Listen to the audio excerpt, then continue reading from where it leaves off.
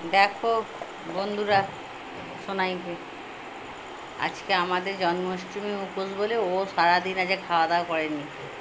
দুপুরবেলা চিড়ে দই খেয়েছে।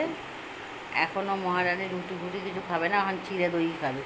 এখন চিড়ে দই ওকে খাওয়ানো হচ্ছে, দেখেছো?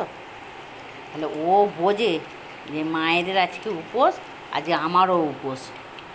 আমি বেশ একটু মিষ্টি খেতে পারবো, দই খেতে পারবো, চিড়ে খেতে পারবো। চালাক।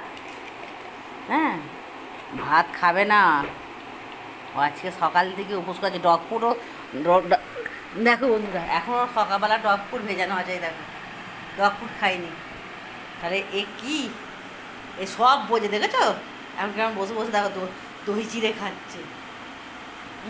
মায়েরা লুচি তরকারি খেয়েছে, হ্যাঁ, আর ও সোনাই চিড়ে দই খাচ্ছে, আবার জল মিষ্টি খেয়েছে।